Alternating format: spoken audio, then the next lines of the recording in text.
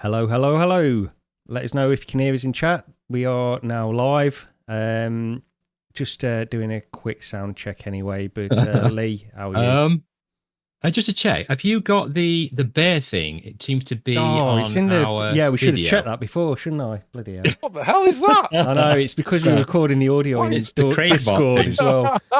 So I didn't Gary see him is pop in now there. a bear. Oh, there we go. There we go. I'm just hiding him. He's just hiding on the screen now.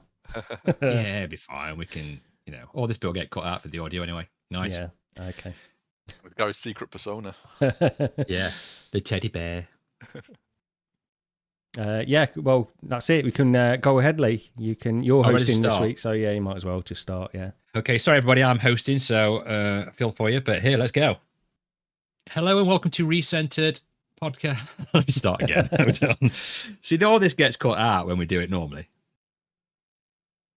Hello and welcome to Recentered podcast episode 46, where we talk about things AR, VR, MR, UR. Is it MR now? Is it just MR? I don't know. Just MR, yeah. Just get in touch with Boss just to clear that one up. With me, as always, is Gary, also known as Immersed Robot, the proud owner of a 5080 graphics card, and Rog, who is now, I believe, a professional Guild Wars 2 player. Absolutely. They will be with us today. And should we go to Rog? Let's see what you've been doing for the last month or so. Yeah, well, Guild Wars, absolutely Guild Wars and more Guild Wars. But aside from that, there was, on the last episode we did, there was, I think it was, Duck Stew in chat? He mentioned about, I think, Nvidia and side-by-side old 3D gaming and stuff. And that sort of, it reminded me that there was something I was going to try, and I've been meaning to try for ages, and that's the old 2009 version of Avatar, which I bought when I had a 3D monitor that recently just died on me. And it was one of the most impressive 3D games with native side-by-side and other, methods of rendering stereo, over, under, and I think it might have even had anaglyphic, I can't remember. But yeah, so this is the Avatar game from back in 2009. And it was always in a massively impressive 3D effect on my 3D monitor. It had the best 3D out of anything I ever tried. And I thought, I've still got that in the loft somewhere. So I bought it on CD or DVD, whatever it was. And so my loft being in the state it is, I did, let's say that some people do assume that this is now abandonware, and I'm not feeling guilty because I own it anyway. So yeah, I installed Avatar and ran it through virtual desktop in side-by-side, and it looks really good. I know a lot of people use Reshade to add 3D to stuff when you can't use UEVR or whatever, but with Reshade, the depth always seems to be there. But with this game, because it was natively made with 3D built in, the stuff comes well out of the screen as well as going far into the screen as well. And you can't see it on the video we're running here, obviously, but it's got some of the best 3D effects, I think, that I've still ever seen. And nowadays, it's an old game, so I was able to run this at like 120 frames a second on my monitor, and then virtual desktop as well with Quest at 120 FPS just to keep it properly frame paced. I did think afterwards that my TV as well, for some bizarre reason, does give me the option to natively just select 100 Hz in the NVIDIA control panel, so I could possibly have got up, pulled some. It didn't need the performance pulling back, but I could have maybe give it a bit of extra overhead in that regard. But yeah, an absolutely sort of brilliant 3D experience in 3D, and it's still a showcase for showing why we need native side-by-side or just native 3D being built into games and rather having to rely on something like Reshade, because the 3D effect is so much better. All the elements appear in proper depth. There's no dodginess about it. And I think, Lee, you actually went and you bought a copy off of eBay. Yeah, because you told me about it, I thought, well, I'll try and find the game. And like Roger says, you can't really find the game anywhere. Maybe Google's your friend. But yeah, I picked it up off eBay for £8 delivered and installed it and tried it as well. And yeah, it is really good. What you're saying about, because you're in a lot of, obviously it's a dense forest, it's Avatar, all the plants and the growth and stuff, it's like really in your face, right? It comes out at you instead of going in, if that makes any sense. Oh, Victoria's going to love this bit. But I really enjoyed it too. What I played, I mean, I got stuck as soon as I became a Navi. On the video, it's not much further than what Rogers. But even running through the forest, like it just looks really, really good, and it plays really well. If you've got a 3D TV, then definitely give it a go on that as well. I mean, I did make me a little bit motion sick, but that's probably just because of the frame rate I'm running at. I can't, run it at what Rog can. But I was quite pleasantly surprised, and I'd never heard about this game anyway. So yeah, it was good that Rog told me about it, and I bet PD's hunting for it right now. Yeah, I bet he is. The thing about motion sickness, the weird thing is because initially I put it on a huge, big, massive cinema-sized like screen in 3D, but because I'm using mouse and you're sort of like panning around really fast and you're panning up and down, admittedly after about 45 minutes, I started feeling a bit iffy. Yeah, a bit sweaty in that. What you can do though is if you can go into one of the other environments in virtual desktop, like where you've got like a virtual monitor in front of you on a desk, and use that instead. Yeah, that's what I did yesterday. I went in and used the private jet first class thing because obviously I'll never fly first class, so why not? Yeah. And I used it on that, and just having a big monitor in front of me and it all being in 3D. It's very impressive. It was definitely a lot more comfortable playing it on a smaller screen rather than a massive cinema screen where it's like, because you've got that unnatural motion with your mouse movement, it can throw you for a loop a bit. But talking about motion sickness, I mean, we'll get into that later on when we talk about a few other things. I've had a couple of things make me feel dodgy in VR recently. Way more than, well, it's like not normally a thing with me. I don't normally get motion sick. The very rare thing once in a blue moon, but this past few weeks, it's been I don't know what's going off. It's all those hours in Guild Wars 2 accustoming your eyes to the flat screen. That's it, yeah. That's what it is. I'm not used to it anymore. But yeah, that's pretty much all I've been up to. I've pre-ordered a Switch. Oh, have you? Well, in all honesty, I think if you're in the UK and you order stuff online, you've probably heard of Shop 2. They've been about for, a decade, 15 years, more than that. I don't know. You used to buy me and mates used to buy all our sort of like physical stuff from them because they used to be really cheap at one point, and they're really good with delivery. But they're still about, and it's how I got my PS5 day one as well. When the PS5 orders went live, Shop 2 did like a pre-order queue before you could actually even place the order. So you could pay your £1 and put yourself in a queue for when the pre-orders went live, and then you got your pre-order at that position in the queue. So I got my PS5 day one. I did the same with this because I'd been fancying the sort of a new Nintendo back in January. They did the same again. You could put £1 in and you could put yourself in the queue. This was back in January. I just got a notification the other day. Yeah, I am actually in the second batch. Right. For Switch 2's shipping. So if you've not ordered a Switch 2 now, it's feeling like there's gonna be a hell of a long wait. What's the price for the? I assume you got the Mario Kart bundle. Yeah, $429. Right. With Mario Kart. I think it's That's quid. That's £429. Yeah. I was telling my son because I don't think he's going to get one, but he's getting a job this year anyway, so he needs to save up for himself if he's going to get it. But I was quoting the dollar prices. I got it completely mixed up in my head. So yeah, I knew it was actually £500. It was £429. It's £396 without Mario, but it's like it's £34 extra for Mario, which is normally something like, is it £70 over here or something just for the game? Yeah, I think £70. I think they are. Yeah, £75. Yeah, 75. Is it? Oh, is it?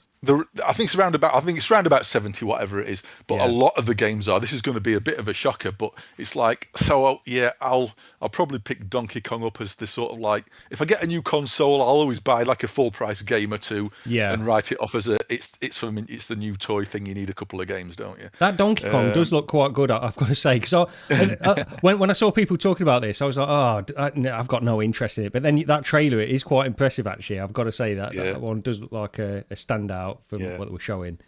But after we've done the podcast anyway, I'll be dumping a sofa and assembling a new desk, and then whacking I've bought a 42-inch OLED TV to use as a new PC monitor after looking at wide screens and ultra wide monitors, and then thinking, why do I want to spend all that money when I can, I've been gaming on an OLED TV now for the past year or so. It's like, just get a smaller one to stick on a desk and use that as a PC monitor. I don't know why I'd spend more on an actual PC monitor that, that's like less res. But But Yeah, yep, I know what you mean. I do like the 45-inch LG. I've shown you it before, Entourage. There's a guy on YouTube that just his perspective is from like him sat in the chair, so you can just see his monitor, and he plays games on that, it looks massively impressive. But I've not got the money for that. It's like £1,700, and then I need a really beefy PC to run at them reses as well. Well, this is the thing. The new versions, again, this is what I did when I bought my TV. The new versions came out recently, and last year's model halved in price. It went from 1,400 quid, to sub 700 quid. It's like, the money they're making on OLED is, it's selling people on something nice, isn't it? It's selling them on something premium. They must be making a fortune on most TVs. If they could just half, okay, it's last year's model, but they've literally half the cost. Yeah. They're not going to be making a loss on it. So it's, But anyway, that's all I've been up to. Nice. And Gary, I know you've already messaged in Discord and told us you've done nothing. But what would you like to talk about? What have you been up to, really? Well, I can just do an update on the RoboCop thing, because I know you're going to, we can talk about it now, Lee, anyway, RoboCop, because I know you've been playing that as well. Yeah. And I spoke about it in the last podcast, and I made a video on it, and I was getting very angry in that video. Way angrier than I probably should have, about the UEVR implementation. But it was my mistake, and I was using the wrong profile and all this stuff. I've made a video on it anyway. I don't need to go over that again and embarrass myself further. But RoboCop in UEVR is just incredible. I really, really am enjoying it. I've done about... probably about 7 hours or so in it, but it's part of that is tinkering as well and getting things set up. And I don't tinker with it anymore. I've got it set up how I want to play it, so I just put on the Quest, go into virtual desktop, and then load up UEVR, and I'm there, really. So I'm not even halfway through the game. I've been a little bit distracted with Hitman, which we'll talk about later anyway, but I've got full intention of this being sort of the first UEVR full game that I'm playing through. So, because I did play, Abzu, but that's only a couple of hours long in UEVR. So, this is probably going to be the first one that I'm going to complete entirely with this UEVR mod. But it's great. It works really well with the correct profile. And, it runs really well on my system as well. And I think this is the problem. I just... I've avoided UEVR a little bit with my old GPU, and... Even now, even with this new GPU, this is what Steve was saying when he came on the show, you always want more. You've just never got enough to run these games. But it is definitely playable. It's definitely, a good experience now. I think the game itself is just really well done. And like you were saying last time, Roger, it's like an old school first-person shooter with a story, linear, that you just play through, and it's a lot of fun. It is that RoboCop fantasy, and it's a really well done game. But I know you've been playing it as well, Lee, haven't you? I loved it. I played a little bit. I actually went round to PD's because I know he was doing quite a few UEVR videos, so I messaged him and said, "Look, have you tried RoboCop yet?" And he said, "No, I'm going to do it Monday." I said, "Well, right, I'm coming round then because I want to have a go as well." And it was just nice to see how it can run on a system that can utilize it fully. And to be so smooth, it felt like, I know it's obviously not a native VR game, but you get lost in it, right, Gary? You get lost in that world of playing it in VR, and you don't really think of it as not being a native VR game. You're shooting the bad guys. I mean, the RoboCop gun is massively OP. It is. It is, isn't it? But it's just that thing of, these developers, this is the thing. I started playing RoboCop, and I went all the way through it. It's about 20 odd hours into it. Roger, you played it for 21, 22 hours long. Yeah. And it's just that you get into actually feeling like RoboCop. The developers are fantastic. And they also made the Terminator game, which in turn put me on to playing that for 25 hours or something. That's what I've been doing for the last few weeks, putting 50 hours worth of gaming into these developers. And I hope they make more like this, because I think Roger even said to me, we think you find your niche, Lee, on his movie tie-in games, which appears to be the thing. But like with Terminator, I got so engrossed with being that person, and it's got the music, the atmosphere.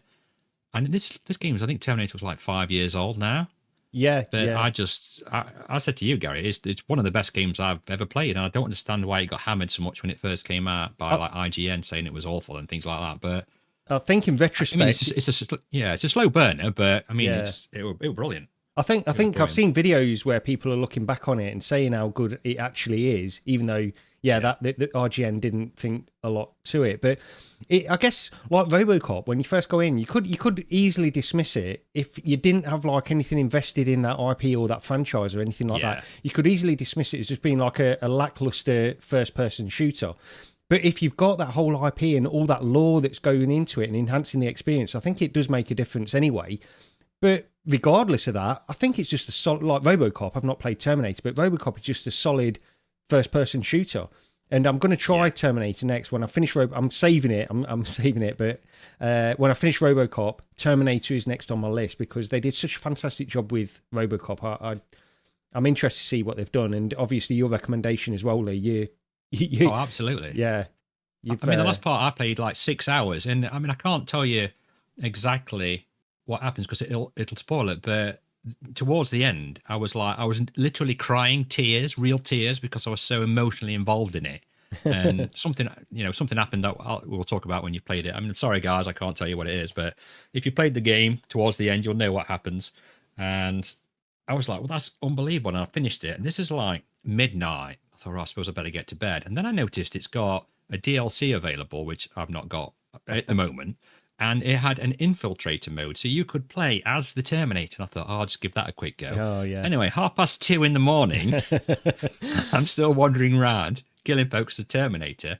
And I actually really loved that part as well. And that's included in the game. I mean, I picked it up on a while back when UVR was first starting to become the thing. And Terminator was one of the games that worked. I thought, I'll pick it up ready to play. It's cost me about £8 again. Yeah. A bit like when RoboCop was on sale not long back. So I picked it up for that. And that's the first time I played it, only because we've been playing RoboCop and it was the same devs. Yeah. And I mean, it's got lots of stealth in it, which Gary will love. I spent an hour in a Cyberdyne Skynet base with about 30 Terminators trying to blow that up. And it's just the feeling I got. A bit like Gary says, if you're invested in the IPs, which we are, it does play heavily on like Terminator 1 and 2 films kind of thing, which I like anyway. So I really enjoyed it. Yeah, can't recommend it enough. Even flat screen. Like I say, I played it flat screen. So I think you, like I said to you, Lee, I've never seen you on Discord, No. where, playing games so much. It was either RoboCop or Terminator. Every time I went onto Discord, you were playing those. But that's hours the thing. and hours and hours. That's the other thing as well. That Indiana Jones game that came out. I think you've both played that, haven't you? Both played it. Yeah. See, that's another one that's got me really interested. It's all these 80s IPs and stuff, I think that's what it is. If they're really well done, and they're not just... That's the thing. A lot of the times, like back in the day where you get these movie licenses, they're just crappy games anyway. But now, if they're making really good games out of these IPs, then I'm really interested in this. And you feel like... I mean... Like you say, Gary, sorry to interrupt. I mean, the RoboCop, you feel like RoboCop. Yeah. It's got the movement down, the sound down. Lewis... And I just feel like shouting that all the time. Yeah, but the story's pretty good as well. That's the thing as well. Yeah. It's everything. Yeah. But yeah, that's pretty much... I won't even stay on this. So I did try to pick up the VR Rock lenses as well, which I thought, because I've only got like a small prescription in my right eye for corrective prescription, and I thought, mate, I'll give these a try because partially just for protection on the lenses in the Quest 3. So I've got the Quest 3 ones. I know you've got corrective lenses in your headsets, Rog. Which company did you use for yours? I can't remember. No. It isn't VR Rock. It's somebody else. VR Wave? No. I know. I can't remember who it was. I can't remember. There was a promotional... It's not Zenit ones. Not the Zenit ones, is it? Oh, sorry. Actually, I'm trying to remember which. I was thinking PSVR. Yeah, sorry. In my Quest, I've got the. It's the Meta. The Zenit ones, right? Yeah. Yeah, them. Yeah. Those I've got those in my Quest, but on my I can't remember what PSVR. I've got something else. I was thinking because because VR Rock, they're a company that I think they just contact a lot of YouTubers anyway and try to, get them to make a video on it. And they've been contacting me for a very long time. I think they just contact anybody, basically. And they'll say, we can send some out, make a video on it. And I've always refused because I don't use glasses in VR anyway. So I thought, what's the point? And then it just hit me the other day where I was playing PSVR 2 actually a couple of weeks ago. And I was thinking, I don't know, there was something like I was adjusting it on the headset. I just couldn't quite get the sweet spot exactly where I wanted it. I thought maybe, is it something to do with what I've got going on, like in my right eye, how it's not perfect? You know, I have got a prescription in there. Maybe it's something to do with that. So I thought, finally, I'll reach out to them. And they sent me the Quest ones. I thought I'd mentioned the PSVR 2, but they sent me the Quest ones anyway. And I mean, they're good. They are good. They've got a nice low profile. They don't stick out too far. So I think they're essential if you do use glasses anyway. Something like this, not necessarily VR Rock, whoever you want to go with. But yeah, they're great, and they do offer a bit of protection for the Quest 3. But what I might do, I might look into some for the PSVR 2 as well, just to see, because it might just be the fact that it's those lenses in the PSVR 2, and I can never quite feel completely happy with where the sweet spot is in them. I'm not sure, but even with lenses in though, I still have that problem with PSVR 2. It just doesn't solve that because the sweet spot's so bloody small. That's the you'll still struggle. You'll still struggle to keep it in that keep it in place. Yeah, it might be that, but either I way, don't wear them. You know, I mean, I have a prescription, and I probably should wear them. To be fair, but no, I mean, I can see pretty well in the Quest 3. Yeah, I mean, I don't notice any difference really when I'm wearing them or not, whether they're in or not in my Quest 3. So it's not, my prescription's not enough for me to notice. But just having some protection on the lenses anyway, and they do these other things. You've got like blue light filters and things like that people like as well. So might be looking into. But they do the job. There's not a lot to say about them anyway. So yeah. It'll hit you at some point, though, Gary, like it did me. I saw my mate who works in an optician's, and he was like, "Are you wearing glasses?" Yeah, I was like, "Nah." This is about 3 or 4 years ago. He says, "What are you doing well then for your age?" I thought, but then it just all of a sudden, I was like looking at my hand, and I was like, "Well, that's weird. Why can't I focus on my hand?" And then it just slowly starts. It's coming after that. I know it's coming because my dad said that to me as well. He said he was fine at my age, and then like a couple of years later, I said he went downhill pretty quickly. He's worn glasses for like 30 years now. So. Yeah, I have to wear them all the time. Unfortunately, perhaps I should have worn them today. Just very quickly, I'm going to Italy towards the end of September. So I need a new passport. So I want to get a passport photo today. Look, I might even, if I'm feeling generous in a bit, I might even put the photo on Discord or something like that. Join our Discord, everyone. And this photo, I took my glasses off so she could take it. And then she took it and then showed me the back of the camera and said, "Oh, is that okay?" And I just went, "Yeah, that's fine." But I can't see without my glasses. So I had no idea. Anyway, she's printed it out, and Mrs. Days has got it. She opened it and looked, and she went, "Oh my God, it looks like I've been beat up. All my eyes are black, and I'm sort of pulling that disgruntled face, as if like someone had just said to me, 'Oh, Boz is on the phone, Lee. Do you want a quick word with him?' And that's the kind of face I pulled straight after. So maybe I'll put that on the Discord so you can all have a good laugh at what my passport is going to look like for the next 10 years." Oh, wow. But anyway, back to VR, AR, and MR. What have we been playing this week? Well, the last month. And we'll go to Rog. You've had some time in Underdogs, is that right, on PSVR 2? Oh, yeah, the PSVR 2 version of Underdogs came out, and we did get a code for this. Thank you very much. I've never done a 180 on a game, I don't think, so hard as I have with this. Because the first time I went into it, I'd forgotten this has got sort of like gorilla tag sort of movement. So that was basically sort of strike one, because I hate gorilla tag movement. I just don't like it. It annoys me, right? The music choice in it, which is apparently grime, according to people on the internet who know more about music than I do, not my thing at all. And I just wasn't feeling it with the music. I love the art style. The art style is very good. But I just wasn't feeling it with the game. And I went in and I played it, and in all honesty, I had a bit of a rough time with it. I thought, oh no, this is another one of those games where like I keep seeing everybody liking it. I think Steve mentioned, was it the Quest or the PC version, one of his picks for Game of the year, last year. Yeah. I'm thinking, oh god, it's like I don't get it. Anyway, so the second time I went into it, I thought I'm gonna have to capture some footage. And the second time I went in, and I had a blast. And I don't know what the difference is. I don't know what it was.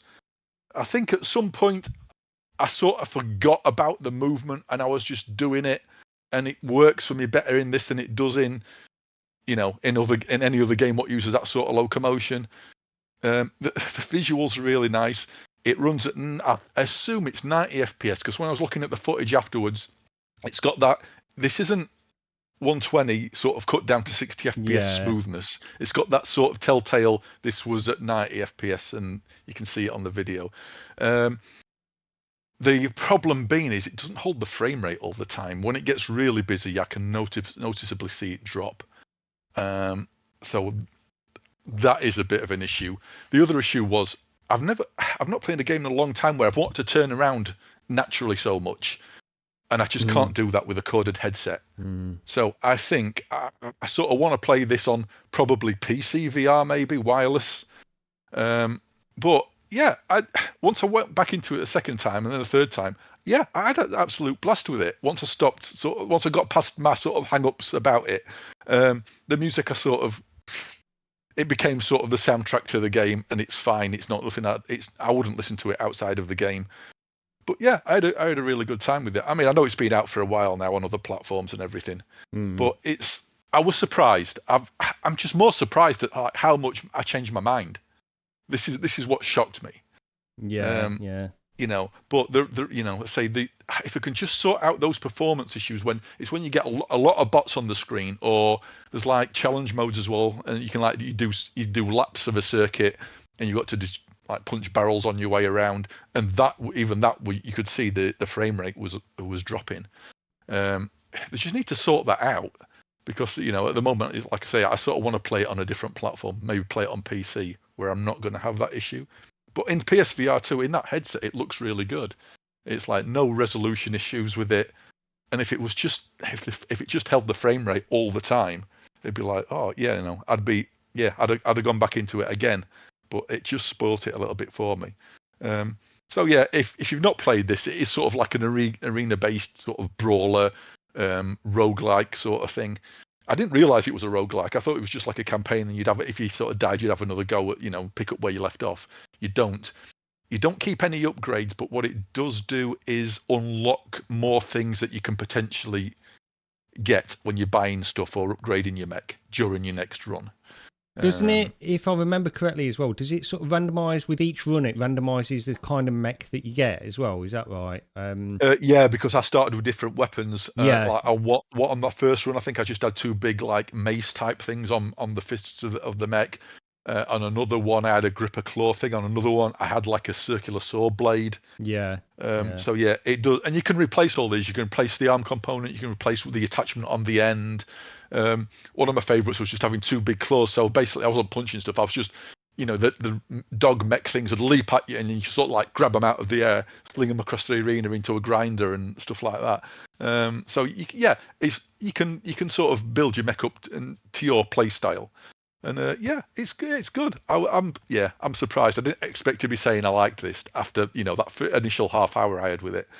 Well, you're making me think I should revisit it, because I picked this up. I bought it when it first came out on Quest, and then I refunded it. And it wasn't because I thought the game was bad. It just wasn't my kind of game. And when it came out on Quest, it got really, really good reviews, and I didn't really see what all the fuss was about with it. Did you play it standing up or sitting down? Standing up, I would imagine. Fair enough. Because I played it sitting down to start with, because I thought, well, you sat down in a mech, and I actually ended up finding out I prefer standing up to play it. Again, though, it's only because, like you were saying, that turning, I would have played it standing up, because I would have been turning on the spot with this one. Yeah. But what did it run like on Quest? From memory, it ran really well, actually. I don't know the frame rate it was running at, and this is a long time ago. I did talk about it on the podcast ages ago, though, so I can't honestly remember now. I played it once, and it was basically like what you were saying on your first experience. That's really how I felt about it. I feel like, because the presentation of the game is really well done. Everything is really well done around it. I just didn't get on with the gameplay. It didn't really click with me, although I could understand why people liked it. And that's pretty much what I said, I think, on that podcast. So, maybe I need to... because it's on the... Yeah, I mean, I could probably give it another try anyway at some point and see. But I know it's worth... Everybody raves about it so much. I'm obviously missing something. Yeah. Maybe just one... I don't know. It's like with me. Maybe I was just not in the right mood. Maybe I thought, because as soon as I noticed it was a gorilla tag movement, that put me in a bad mood. But when I played it since, the movements worked fine for me. So I don't know. But yeah, worth a look. definitely worth a look. It's good. I enjoyed it. Just please sort the performance problems out. Yeah. And to one that we all played this week. So I just want to say thank you to the devs for giving us access to Pinball FX VR a little early so we could all have a go on it. And I mean, do you want me to give you some thoughts what I thought of it? Yeah, first? go ahead. Go for it. I think it's great. I mean, we're all children of the 80s, right? So we're all big arcade fans anyway. And what I used to do when I was at the arcades was once I'd got a bit sick of playing them, I was like, oh, can I have 50p to go on a pinball machine? And to be fair, I don't think you really see much pinball machines nowadays, do you? I don't know. I can't. Unless I just avoid, seeing them in that section of the arcades. But for this in VR, it worked really, really well. I was really surprised how it looks. It's got that feeling of you're in like sort of like a basementy type bricked area. And I forgot to upload the walkthrough footage I did of the video, so sorry about that. I think all the footage is that's and also that bit. Also, I did struggle to trying to get smooth recording footage of this, so it might look a bit juddery on the thing, but it is not that juddery in the game. But sorry, go on. Well, it's some tables it is, because we found this out, didn't we, Roger? And you reached out to the developer as well. It's running at some weird frame rates. So you want to get into the frame rates and tell everyone about that? So when you're walking around in the arcade, it's running at 90 hertz, but it's locked to 45 frames a second. When you go on and then play during the loading screen, it's at 72 hertz, by the way, which is really odd. Then it goes to 90 frames, locked to 45 frames a second. And then when you play a table, it locks to 90 hertz, 90 frames a second. But it's not quite good enough. You can see it. And I think for a lot of people, it'll be fine and they maybe won't notice or they just won't be bothered. But you can see it drop in performance, and especially on the Battlestar Galactica table. That's where I really saw it happen. And in one of the challenge modes as well. But if you use Quest Games Optimizer and just knock it down to 72 hertz, 72 frames a second, it just looks so much better. It's so much makes a big smoother. Difference. Massively, Makes a massive difference. I mean, I ran it at 72, but then I up-res it even more, just a little bit, to I think 125% in Quest Games Optimizer. And I said to Roger, I played one of I think it was the mummy one or the cowboy one, and it was locked at 72 constantly in OVR metrics. The odd dip now and again, but nothing too intense. And I mean, we can get onto some of the DLC maybe later, but Gary, what did you think about the game as well? Yeah, so I'm not somebody that knows a lot about pinball. I've played probably about 10 games of pinball on actual tables in my whole life. I know nothing about it. But I enjoy it. I played like on computers, on Pinball Dreams, Pinball Illusions, and that stuff on my Amiga. I love all that stuff. And I went into this, and I think they've done a fantastic job with this. I've only played it actually with these, and PD just mentioned it in chat, the Arcades TV stick. This has got a compatibility mode with the Arcades TV arcade stick that I've got as well. So I thought, well, I've got it. I'm going to have to give this a try. And I've not actually played it without that, but because it maps 1-to-1 with that stick. So you've got the pinball controls on the side, and it works really, really well. I've only played it with in virtual reality. I did briefly try mixed reality, but where my arcade stick is, it's against the wall, so it makes the table sort of appear like it's disappearing into the wall, if you get me. So I could play it like that, but it's just not. It looks weird. So I've played it all in VR because I want the surroundings anyway. It doesn't matter. I want to feel like I'm in that room. But it works really, really well. One of the things I was going to ask you guys, and this is just pointing out my ignorance of actual pinball. I'm pretty sure on actual pinball tables, you do just have like the digital buttons on the side, do you? You don't have like a... Yeah, that's right, Yeah. So on some pinball games that I've played in the past, where I've played with like an Xbox controller or something like that on computer-based pinball, you have almost like an analog movement on the paddles where you can sort of slowly move them upwards. Do you know what I mean when I say that? Yeah, I know what I mean, yeah. Yeah, and obviously, I don't know if that's accurate to real pinball. I assume it's not accurate to real pinball, but I've definitely seen that on some pinball games that I've played in the past anyway. My question is, on the touch controllers, do you... First of all, I assume you use the trigger, but you don't have an analog movement on the paddles, do you? No. This is one thing I'll hope I don't think there's an option in there, not that I saw, and if there isn't, I hope they put one in. when you use the triggers, it registers right towards the end of the trigger press. Yeah. So the first while you play this, you're having to sort of adjust your thinking or your timing to account for trigger travel. Right. Yes. Yeah. And it's like, I know Main Fan was talking about on his podcast. I was listening to VR Gaming podcast earlier today. They dropped a new episode. Was it last night? And he was saying he was using Quest controllers on a piece. I don't know. He was using it on. I think it might have been UEVR. I can't remember. But he was going on about lag using the touch controllers. And initially, I thought he meant on this, but it didn't. But yeah, it almost feels like lag because you've got to account for that travel on the trigger. So, I don't know if you'd be able to wirelessly connect that Bluetooth and Xbox controller in so you could use the paddle buttons. That'd be nice as an option. So you've got instant button press. Or if you can't do that, then give us an option where you can set the sensitivity of the triggers. Yeah. If you've Quest triggers for when it'll trigger the actual flippers. Because I want it in that first, I want it to happen in that first 5 or 10% of the trigger being pressed, not all the way down. Because say the first, I don't know, 15 minutes, half an hour I was playing this, I was sort of getting used to compensating for that delay. Yeah. And then afterwards, I mean, I've played this a lot over the past week.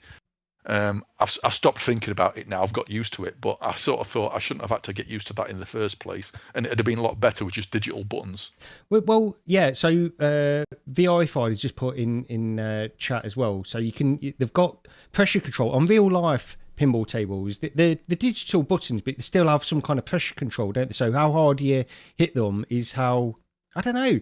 The only reason I'm mentioning this is when I play on this arcade TV stick, obviously that's a digital button. It's got either on or off, and that's it. Yeah.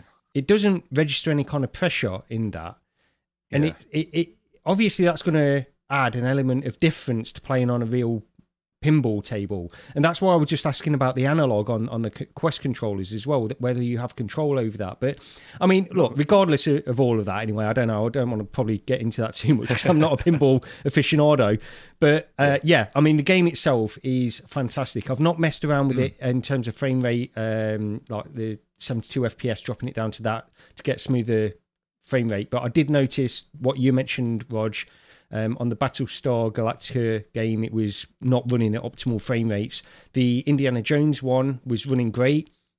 And yeah, just having these tables at your disposal is fantastic. I'm not even a huge pinball fan, but I love playing them now and again. And even for me, this is fantastic. Yeah. So I can only imagine if you're a huge pinball fan, how good this is going to be. That's it. I mean, over the years, I've happily played, video game pinball games. I don't play. I've very rarely played a real table in real life. There used to be one at a local pub for a while, but that's about it. I've not really had any interest in real pinball. But yeah, I like video game pinball, and I've probably enjoyed this over the past week more than any other time because it's that pick up the Quest, put it on, and you're in. Yeah, it's that instant. I can just pick it up and play for 10 minutes, or I can play for an hour. I don't have to turn this on. I don't have to wirelessly, make sure my Wi-Fi is working with me PC and everything else. Definitely, yeah. Or whatever. That's massive. It's that pick up and play again, and it absolutely works. And it looks. I mean, the first thing we said to each other on Discord when we got this was, "How good does this look for a Quest game?" Yeah, It looks amazing. I mean, we don't know exactly what resolution it's running at default, do we? But the tables are so detailed, and when you look close, you can read all the writing or the little bits at the bottom. You can see how good it looks in VR. Yeah, it's really, really impressive. It's really good. Okay, it might not match a PC, a PC version or whatever, but at the same time, it's above what you'd expect for a mobile game. It definitely. really does look good. And but they do need to sort that performance out. They either need to sort the performance out, or they need to drop their native frame refresh rate down to 72 hertz, just so it's smoother. Yeah, and we should probably talk about what it's sort of been the topic of discussion that we were mentioned with this game. Michelle B has just mentioned it in chat as well. So DLC more expensive than the game is a red flag for money grab. Yeah, so the price of the base game with 3 tables, correct me if I'm wrong, is £8. Is that right? Yeah. Which is fine. Yeah, that's absolutely fine. You cannot argue at that. Yeah, and then but then each and then you've got like a triple pack of 3 tables, which is right. £12. It's 12 quid for the 3 universal tables, which gets you, I think, Xena, Knight Rider, and Battlestar, I believe. So the 3 TV series sort of spin-off tables. So 4 quid a table. I've not got an issue with that. I personally, I think that's sort of fine. But yeah, do you want to go on to the other tables? And then generally, I mean, the other tables are priced at £8 each. And then you've also got, which one is the expensive one? Indiana Jones. Yeah, £12 for that as well, I believe. Yeah. So yeah, I think you worked this out, didn't you, Rog? To get the game and all the tables, it's £64 in total. Yeah. Which when you put it like that, it's too much. It's way too much. I was curious earlier on after listening to Main Fans podcast. I went onto Steam and I look at the prices, and those tables, are priced the same or even slightly more. So this is not something they've suddenly done for the Quest version. Yeah. That's the price on there, which I still think again is overpriced. The thing being on Steam, like Main Fans said a while back, I noticed when he bought a few of them when it came up on the activity list. I nearly bought some as well. A load of those tables over the last sale got massively discounted, where you could pick them up for £1 or £2. Yeah. So you might get that on this as well. You never know. You might get that on sales and stuff. Yeah, you might. I mean, when you're talking about pricing and that, a lot with licensed things, as people listening to this will all know, it could be determined to how much they want as well. So I'm guessing that the indie one, maybe they want a certain. I think this is all conjecture, but maybe they want a certain price, so they have to put it at that to even maybe make a little bit of money themselves on it, or to cover their costs. But it's one of them things with licensing. It's all saying that we've just been playing 2 games, like I said, playing 2 games flat screen, and you picked up in the Steam sale, so maybe they will come on sale. But it is that thing of, I do understand where people are coming from. I'm one of those as well. £12 for a table when the entire game's only $7.99. That's just a bit. This is it, and it's I don't think it's easy to say it's a money grab, and who knows, maybe. But at the same time, it's like it's a big name franchise. Yeah. If you don't know what they're paying out, to the people who create, if that's based on an actual table, then they're possibly licensing the table. And then they're probably and just because they've licensed the rights to the table manufacturer hasn't got the rights to give them the rights to Indiana Jones. No. They've got to go to to the rights holders for that. So they might be paying 2 licenses out. But this is the thing. We've all learnt as well. Sorry, Gary. We've all learnt as well how confusing licensing can be, as in the RoboCop VR game that got announced. Yeah. Then it got announced that actually it's just in VR arcades, and then it got, actually you haven't got a license for it, so what are you talking about? And they've took the website down. So it's all a bit confusing. But what I was thinking on this though, with the because with these tables, obviously these are probably tables that are already, like you say, Rog, they're already on the PC version anyway. They've already set up licenses and the cost expectations for what these should be on the PC version. So if they go to the license holder and say, now we're going to release this on Quest on a different platform, we want to pay you less, we want to take less from the customer to bring these tables over, the license holder is probably going to say, what? No, that's not going to happen. No, you've got to pay is exactly the same as the PC version. And you look at the TV ones, which are obviously old 80s TV series, which are probably a lot less relevant than some of the other tables, like Xena and Knight Rider, and that's Universal. So they've obviously, not obviously, but they could very well have just got a much better deal on those tables. Yeah, and so they can sell them cheaper. Otherwise, if it was purely a cash grab, those tables would be £8 a piece as well, and they're not. But and also because you look at the reviews of this on the Quest store as well, and people are bringing this up, like how expensive the tables are. Yeah. And then there's a lot of people that mention that, but also some people are defending it in some ways by saying, if these tables in real life, and I know this isn't real life and it's virtual and you can't really compare it to that. It's not the same thing, but these tables in real life are like £800,000 or whatever they are, ridiculous. Probably more than that, And we're getting unlimited plays for it as well. Yeah. It's a different thing. I know you can't, I'm not on board with that argument in the way that they put it, because it's not the same thing. I'm not. if you could go out and buy, I don't know, an F-22 or an F-18 fighter jet or whatever, you know what I mean? Percentage-wise, a video game with those in is a lot less. Yes, you know? exactly. It doesn't make the argument just doesn't. No, it doesn't. Gran Turismo should probably cost you $5,000 GT7. Yeah. If that's the argument, you know, because of the value of the cars in those games. It doesn't make any sense, no. But it doesn't. What I will say is, if you are like a real, true, huge pinball fan, and you just want to get access to some of these tables, maybe you own some in real life, but you've not got access to some of these other tables, then this is almost a no-brainer anyway for them. But I think it's where, looking at it more from my point of view, as a casual player of this kind of stuff, it does seem very expensive. It does. It does. It is.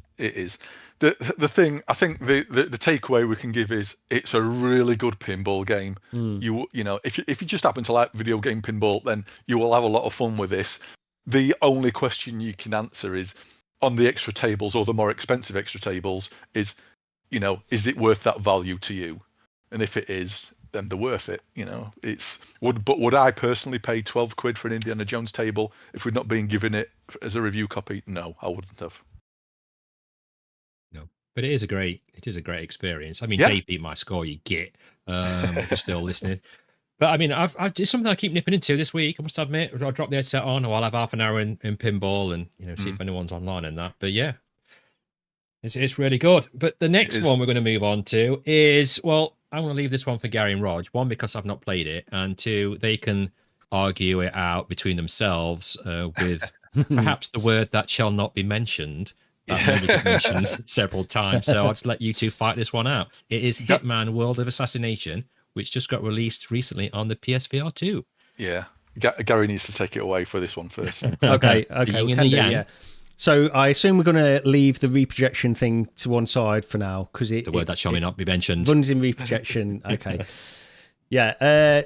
So I've been looking forward to Hitman for like a long time. When the PC version was announced and when that came out, I was really, really excited for it. It's the kind of game I love. I've picked up Hitman on various platforms so many times, and I've got into them a little bit, but I've never been massive. Like, it's not that I don't want to play the game or anything like that. I absolutely love the concept of the game, but there's always been something else that I've been playing, and it's because it's not been in VR. So when the PC version was announced and it came out, I was very excited for it, and I expected it to be close to what we're getting now with the PSVR 2 version. But it wasn't. It was janky, and I think it was a mess. But this version, what they've done with it is entirely imperfect, but I almost don't care at all about it. This is one of my favourite VR games that I've played for a long time, and it's because it is my kind of game. It's what I got into VR for in the first place, this kind of thing, where you've got these really, these huge levels, these open levels. You've got a level of freedom with them. You can go about them how you want to. And that's why I like just the general concept of Hitman has always been really appealing to me, because I like the fact that you can think outside the box, not necessarily follow the paths. It offers you these paths to complete the level if you want to do it that way, or you can do it completely random, however you want to choose to do it. And that kind of stuff really appeals to me. So to play this game in VR is just incredible. Now, I think visiting all these different places around the world, it looks great in the PSVR 2. Reprojection aside, the graphics are fantastic. It runs at a very solid 60 FPS, and visiting all these different locations, it is, and I've heard other people mention this as well, just as like if they could sell this as just nothing more than like a very cheap experience where you can just walk around these locations. It's almost like going on holiday in some of these places. Yeah. Well, apparently, I was listening to somebody else. I can't remember who said it now. I don't know whether it was one of the cross-button guys. There is like basically a tourist mode in it, where you can just sort of wander around the locations. I've missed that. Yeah, apparently. I didn't know either. Yeah, but I mean, just that alone. And that's what I say when I got into VR for this kind of thing. Well, I don't know I think we've probably mentioned this before in the past, but I don't know how you guys feel, where we get all these games that are coming out, these short little indie arcade games, and we have a lot of fun with them, and I love it. I do get to a point occasionally where I just think I can't play another whatever this indie developer is doing, no matter how hard they've worked on it, and whatever they've done with this game, it feels like I've played this before, and it's another short arcade game. And I get a little bit tired of that, and I need to take a break from those kinds of things and play something else. And it's such a refreshing change when we get something like this, which is, in my opinion, well done in VR. Again, entirely imperfect, and I'll get onto that in a second. But it's like just a change of pace to play something like this rather than playing some of the smaller arcade games, which I get a lot of enjoyment out as well. And I'm not knocking them. I know that's what indie devs have to do to get a game out in the first place. But that's not to take anything away from what this developer is doing either. I'm having a great time in here.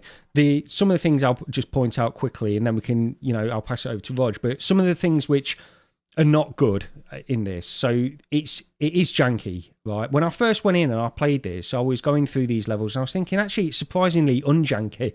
But the more I've played over this past couple of weeks or whatever it's been, it is janky, and it does get frustrating in terms of like manipulating things. The developers have made very specific design choices in how you go about some of this stuff, and I don't agree with everything how they've done this. Not a lot of people seem to either. So for example, if you want to poison something, you take out this tube of poison, right? And you think, well, how do I then add this poison to this wine or whatever you need to poison? And it's a tube with a lid on, so you think maybe I've got to take the lid off. You don't take the lid off. Maybe I've got to pour it in. You don't pour it in. What you do is you just literally put it on top of the wine and then just release. And people are having difficulties in some of the VR mechanics in this. There's a wrench where you have to, like, I'm saying wrench, I don't call it that, I call it a spanner. I don't know why I went American there, but that's what I call it, a spanner. But anyway, it's a wrench, and you go up to this ejector seat, and you have to, like, hold it close to where you've got to manipulate this thing on this jet to adjust the ejector seat. And you have to do, like, a spanner kind of action back and forth until the circle fills up. And people have been struggling with this as well. And it's like, it's one of those situations where you think developers, sometimes this happens where developers who are not necessarily completely embedded in the VR systems that seem to have matured over the past few years have come up with their own solutions to certain things, and it doesn't quite click with what VR enthusiasts know and love. And I think that's a case of what's happening in this game. They've gone about it in some cases their own way, and it doesn't quite fit perfectly with what we've come to expect. There are definitely janky elements, and I'm not going to say there aren't. But I absolutely love it. I've got plenty more to say, but Rog, what do you think of it? Well, look, I know I've said this on the podcast before. It's the Hitman series is a series of games that I've desperately wanted to like, and just for some reason never could. And this hasn't changed my mind, unfortunately. I think this is my last attempt at trying to get into them. But yeah, it's so a couple of things. First of all, yes, jankiness. When I first went into it, and you get that training mission, the one on the boat, and so you walk up to somebody and it's teaching you to strangle them, and one hand grabbed his neck, the other one started flailing about wildly. And then he turned around and looked at me, and it's like, oh, what's going on? So that failed. So I did it again, fine. I can't remember what happened. Oh, I tried to, rather than follow the instructions, because I've played through that on different versions of Hitman before. It's that same flipping intro mission. So I thought I'll try and do things a bit differently, and that's a mistake because it does want to guide you through that mission. So fair enough, I wasn't following what it was telling me to. I was trying to do a bit more freeform. So I failed. So I started the mission again. So strangled the guy. He's unconscious on the floor. Tried to grab him. Tried to get the uniform off of him. Oh, that's strange. It's not working. It's not highlighting. I can't grab the uniform. What? There's one on the side as well, on like a shelf or whatever.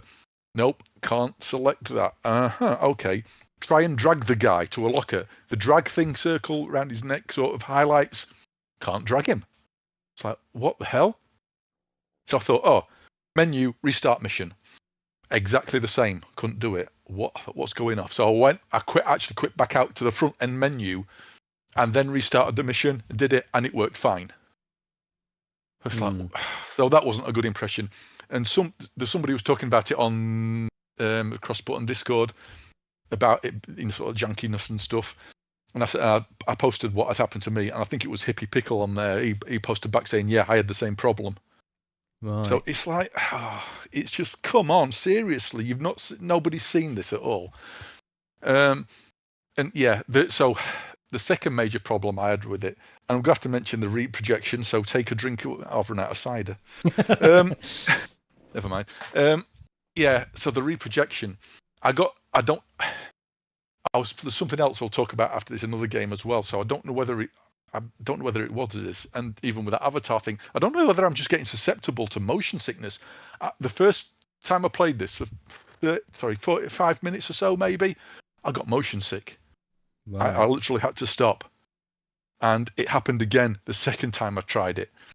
Now, I don't know what's going off, because I say next game we'll talk about an old game what runs at 90 frames a second with no reprojection. I was playing that for an hour earlier, and I hit about the hour mark, and I started feeling a bit queasy, and it's like, what the hell is going off? I don't know whether I've just not played enough full, first-person full motion games recently, and I've lost some tolerance. It's really strange. It is weird. It's the reprojection. Yeah. The game I was playing earlier was 90 native. Oh, right. And it happened again. It's like, I lasted longer, but it still happened. So it's like, this is really strange. That is weird, yeah. Yeah. But yeah, it's like, so yeah, in all honesty, it looks, I mean, when you first start up and you're on that helipad with the mountainous area, I mean, the Quest version looked awful. Yeah. I looked around on this version, I thought, ooh, this looks nice.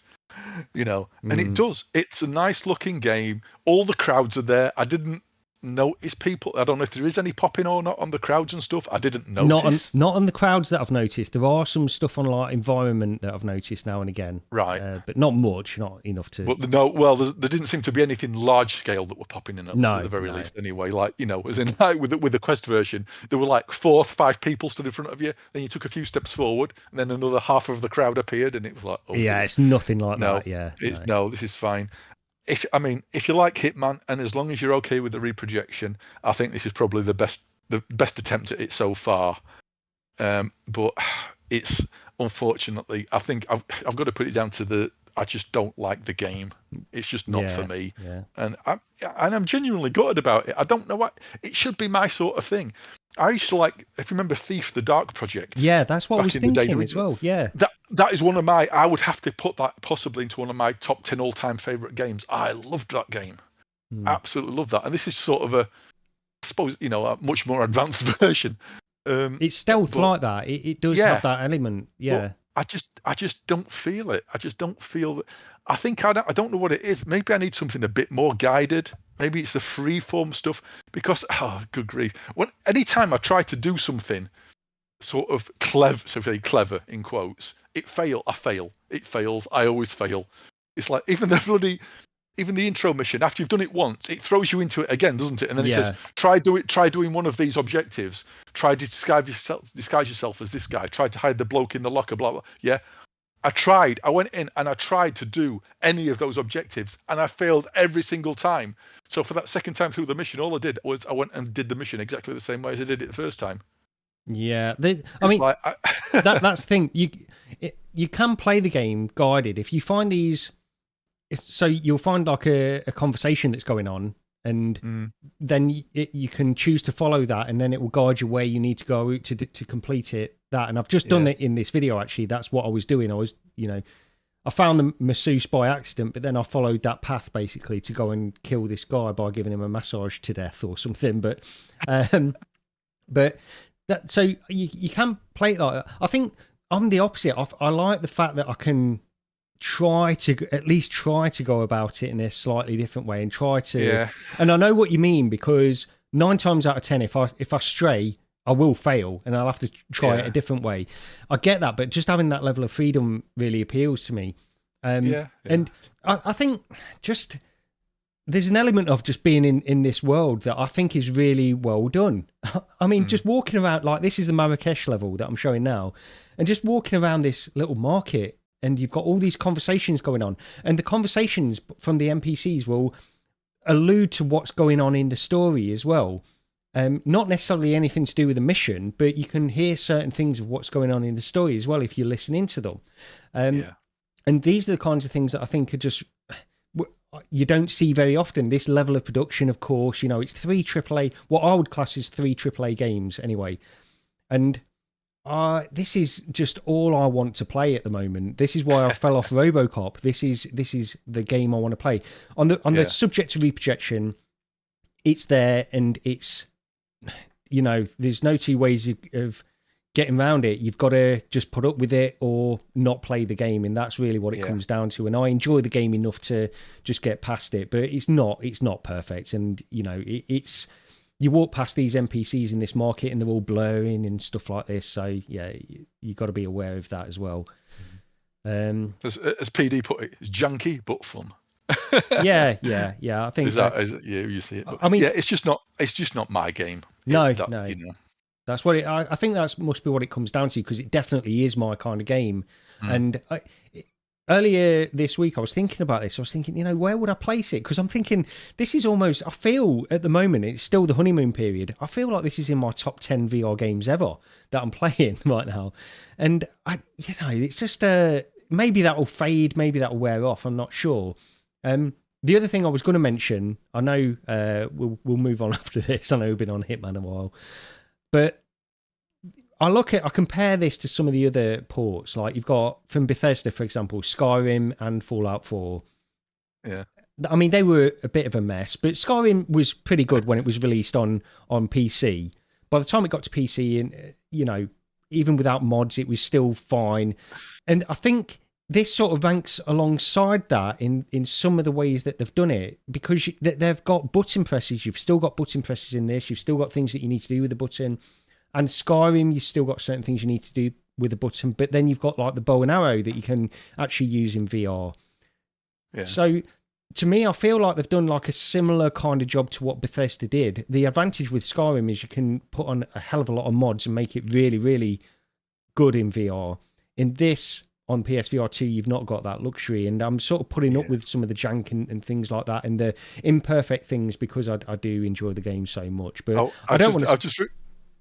sorry, I'm trying so hard not to laugh at the minute, because I don't know what I've said. I just noticed in chat, Lee said he had to mute his mic because Roger's innuendo bingo is going on. I missed that. I might have to mute it. I just caught it just in time. I mean, I can say what you're on. I mean, you're on about your end going off or something like that, and then So I was quickly on it that time, so I was very professional then. You're getting very good at that. Yeah. So, Hitman. Well, yeah, it's a bit of a yin and yang, isn't it, really? I mean, I've just very, like I say, we've been on it for a while. It's when you're on about some of the interactions is a bit strange. Wasn't the Quest version where you got to a door and you had to press a button to open a door, instead of like grabbing the handle and opening it, and people didn't like that either. Yeah, I think, and you had a button prompt on there as well. You probably have a button prompt on it, because you can put your hand towards the door and press grip, or you can just literally push it open. You can just on your video, just push it open.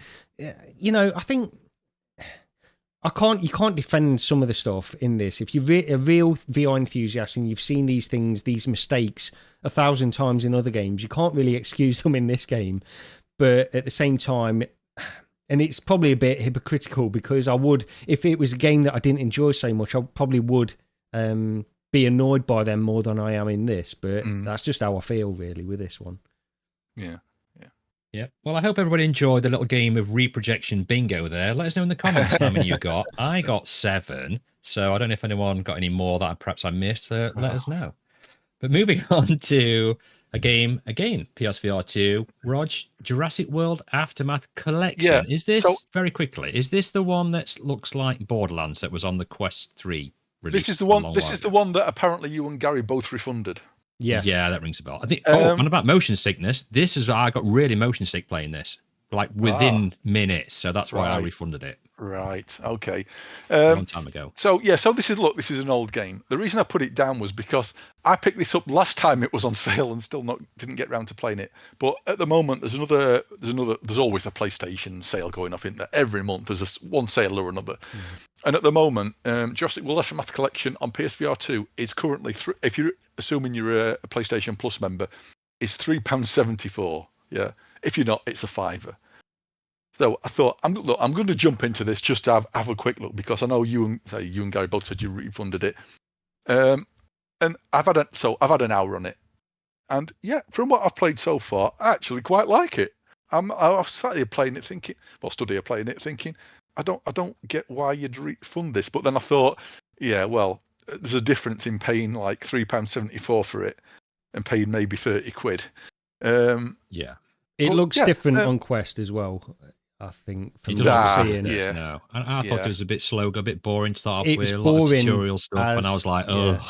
I was bored. Like the stealth was boring. That's why I refunded it. I just didn't think it was a very good stealth game. But that's really odd, because I mean, maybe I've just not had enough time on it. I literally wanted to put it on here because, like, the price it's at, if you've got a PSVR 2, it's, give it a shot.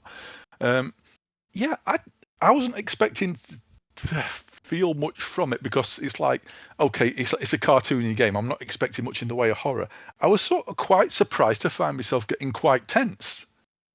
Not scared or anything. If I got eaten by the raptor jumped at me, that was fine. That didn't do anything. But the actual stealthy bit, I was feeling it, which really sort of surprised me. It is a slow burn game. It's very much you're on a radio to somebody all the time, so it's a very much sort of you're getting drip fed a story all the time. So it's sort of narrative heavy from what I've played. But yeah, I've enjoyed what I've seen so far. I'm definitely going to go back into it. And yeah, if you've never bothered picking it up before, say it's an oldie now, but £3.74. What's not to like about that? I mean, yeah. I mean, for that price, maybe I'd give it another go. And also, I mean, I mentioned it just now, but this looks a lot better than I remember it looking on Quest, of course. Yeah, I mean, that's definitely. the thing. The lighting and everything looks way. The lighting and shadows. Yeah. It's and I'm not. I wasn't actually that put off by how it looked on the Quest necessarily. I thought the gameplay was what put me off more, but maybe this all played into it. I don't know. Was it one of the first games to come on Quest 2, or was it on Quest 3?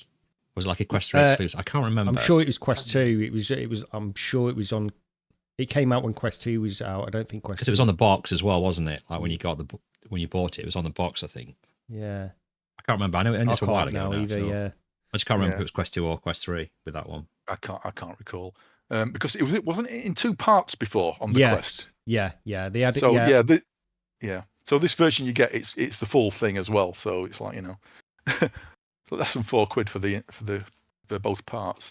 90 frames a second native as well, and frame rate holds up. So I don't know what I paid for it on Quest. Was it a £20 game when it came out? I think it was. Yeah, either that or above. It might have been $24.99. Yeah. See, I'm not paying. Prices. It was expensive. Yeah, that's why I refunded it. I mean, look, if it was £3-4, I wouldn't have refunded it at that. Yeah. But yeah, absolutely worth a look if you've got PSVR 2. And say there's loads of other stuff on sale as well. I haven't really noted anything down, but I noticed Res Infinite is 50% off, and that's always a good one to have a look at. Oh, I'm pro on that. Roger will testify and back me up on this. I was quite surprised how professional I was on that one. I think there's a lot of nostalgia for me coming in with Resident Infinite, so maybe I like it more than some people. But I really liked it. I just liked all the flashing colours and ADHD stuff and all that. If you've got like a butt kicker or maybe a haptic vest or something, transducers, something that can really amplify the sound on that, that's really good to use. Great. Michelle says Quest 2. Thanks for that, Michelle. I wasn't quite sure which one it was. And that's what I've been playing. I've been up to the past month. On to news. Just very quickly before we talk about what news we've got, PD went to see... Yeah, the one thing in the news we've got to talk about is, well, it's basically because PD went to see Sebastian at MRTV Studios, and he tried a handful of headsets there. So go check out his video on his channel if you want to see more in-depth details about all the headsets he tried. But one of them was the Bigscreen Beyond 2, which I'm kind of really interested in if I had the PC and if I was into like big time sim racing or the flight sims, things like that. I mean, we spoke about this, Gary, right? Did we? Like, because it's not the things I play. So we're talking about the Pimax. Is it Pimax Super Crystal? Yeah. And to pay £1,600, £1,700 for a headset for something that's not really aimed at me is I couldn't see doing. But the Bigscreen Beyond 2 was one that I was like, the weight, the size of it is something that I would definitely be interested in because, I mean, when did Ready Player One come out, right? Oh, wow. And I was thinking, we're not going to get headsets like that for what? 10, 20, 30 years, maybe even something like that. So to have that within like 5 years of a film coming out with a tiny little interface on your face and you're thinking, oh, wouldn't it be great to get a headset like that? And we kind of got one now to some degree like that is what really appealed to me. So, I mean, what did you both think about this? So the Bigscreen Beyond is, it's always something I wanted purely because of the weight. Yeah. That is, oh man, every time. We spoke about it, didn't we? About how, we've gone on how the weight would make a big difference for us. So much time. It would change my use case for a headset from being like a gaming sort of thing to more of a, yes, I could use this more to, watch films or TV. At that much of a weight reduction, I could cope with it to sit and do stuff passively, like, watching a film, which with the current headsets, like with the Quest 3, I just can't. It's too much on my face. My TV looks way better. Why would I do it? But the problem is, A, it's the cost of the damn thing. B, it's base stations. And yes, I genuinely do not like, the whine on those base stations drives me absolutely crazy. I just couldn't use them. And I don't want index controllers because I think they suck. It's not for you then, is it? No, it absolutely isn't for me. No. But I want oh God, I would love that weight. I would love that fun factor. Absolutely.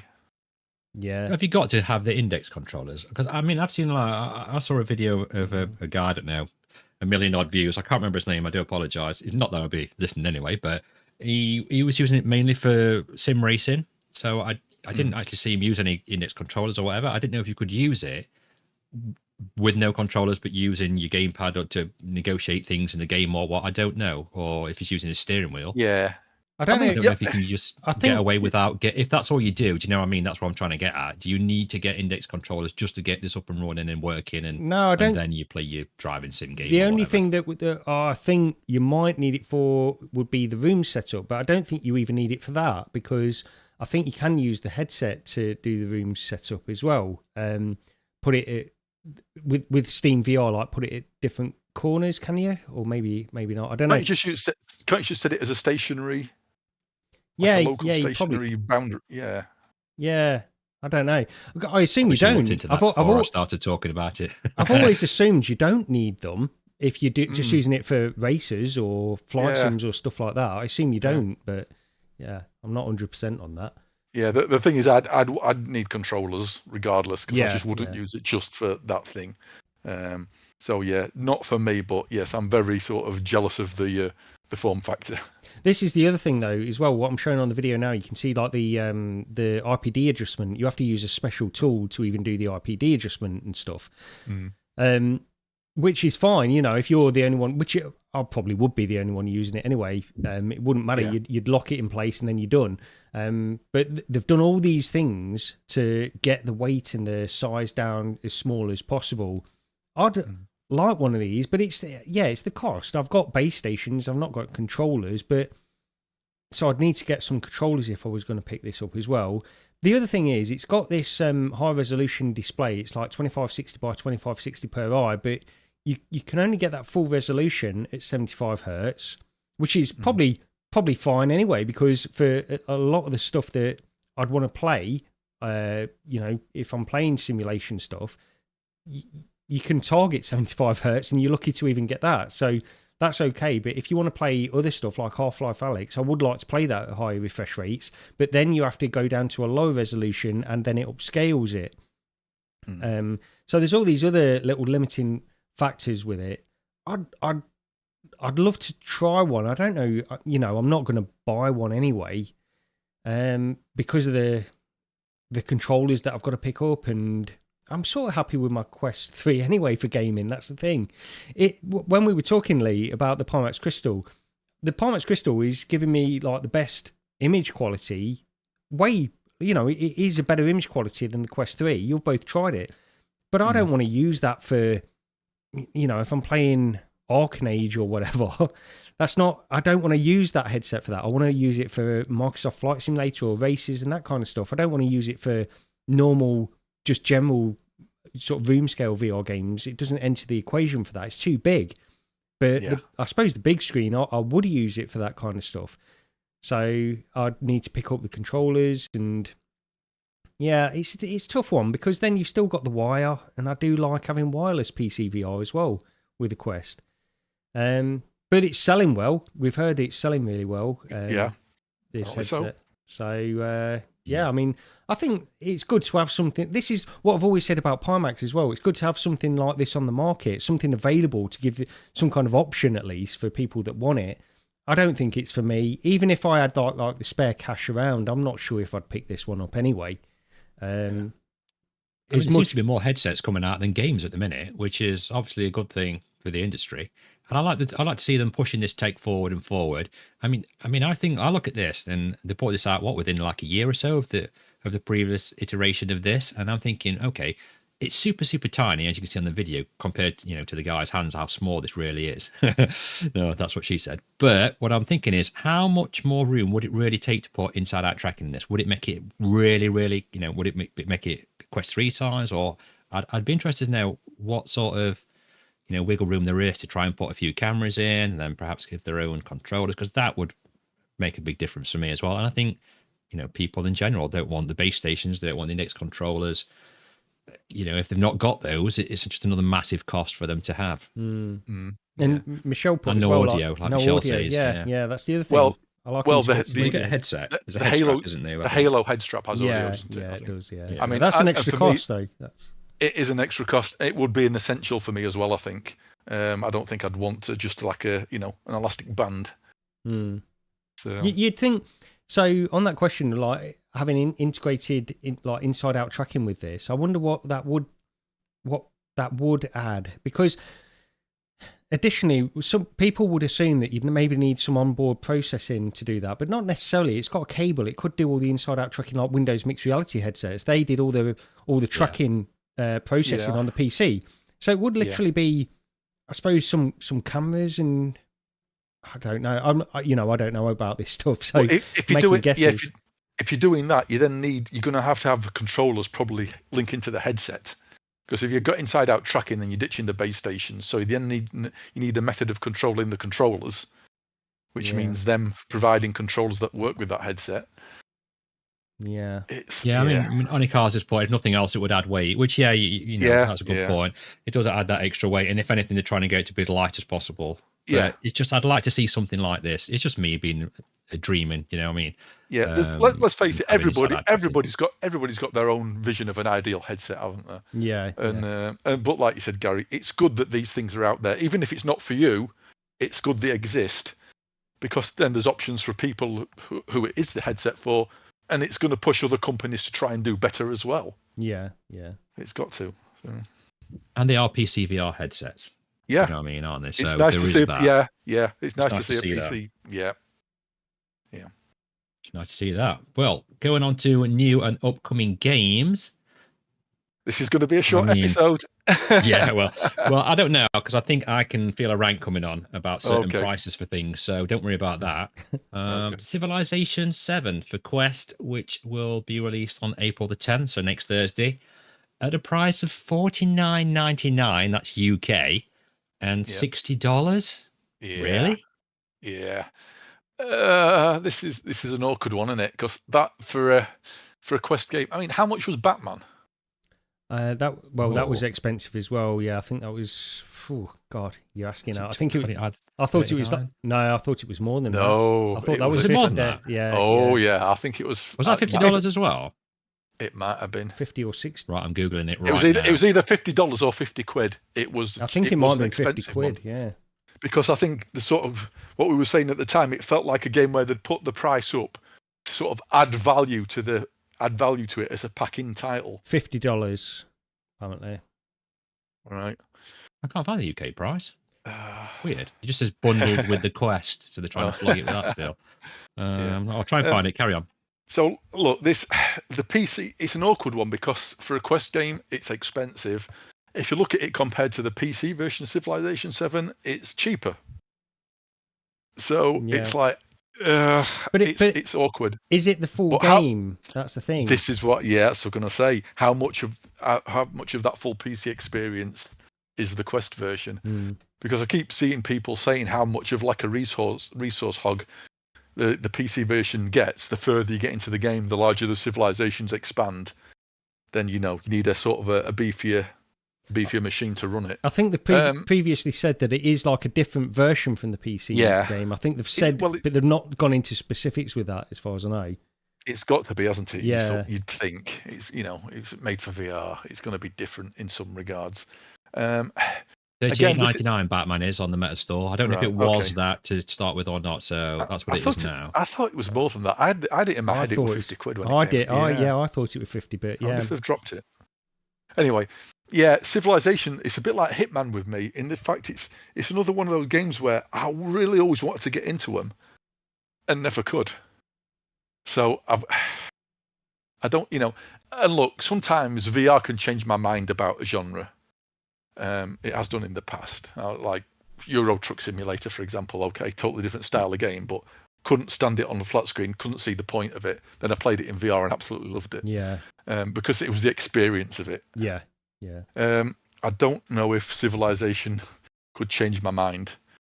I have absolutely no idea. And for 50 quid, it's. I mean, I don't know where to come with this price. I mean, I don't know what, like, say, Civilization. This is the thing, right? It's a niche thing. We always keep going on about how niche VR is, and for all accounts, devs keep wanting to make free things for the kids to play, like the arm swinging gorilla tag stuff. And then you get folks on Twitter saying that it's the way forward for standalone, and then this comes out at 50 quid. So it's like, well, make your mind up. What do you want to do? Because who's going to be buying this? I mean, I don't know if they've got such a massive fan base for this game. I literally don't know. That's why I'm saying for £50, it just seems a lot. Zuckerberg's apparently a massive fan, isn't he? So Well, he can pay for it then. Do you know what I mean? He can gift it to everybody else for that price. Yeah, it's an awkward one. I know we were talking about it earlier and about remaining Quest credit that's still hanging about. So I just don't know. It does look kind of interesting. Like I said, I've not played Civilization games. I don't know what's involved or anything, but it might be something I'd be interested in. But definitely not at that price. Even for me, I'm not paying that. I mean, how many walkabout mini golf courses is that? Do you know what I mean? Yeah.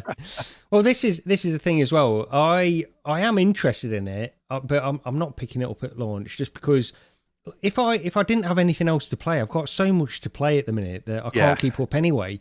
So if I was desperate for something, maybe I would actually buy this one because I'm definitely interested enough to give it a try. But the truth is, I can't justify that cost at this moment in time anyway. So I might as well just wait, see what happens, wait for reviews, and maybe hope for a sale at some point. Because I'm sure I will pick this up at some point in the future. But it just you've got to imagine it'd be fun playing it together. This sort of game, this game as well. Yeah, but that means that, if all three of us jumped in, but that means like is it 4-player co-op? Is it 4-player or 3-player? I think it's 4, isn't it? I think. I'm not sure. So I think it says jump. Sure. I think it says jump in with 3 friends. So 4 player. Okay. Oh, so basically I could annihilate Roger's army while he's there stood watching. Well, that kind of makes it a little more interesting for me. Maybe one day when it's on sale. Then. Yeah, it's just a price thing, isn't it? It's just I don't know at the minute. I don't know what's happening with it.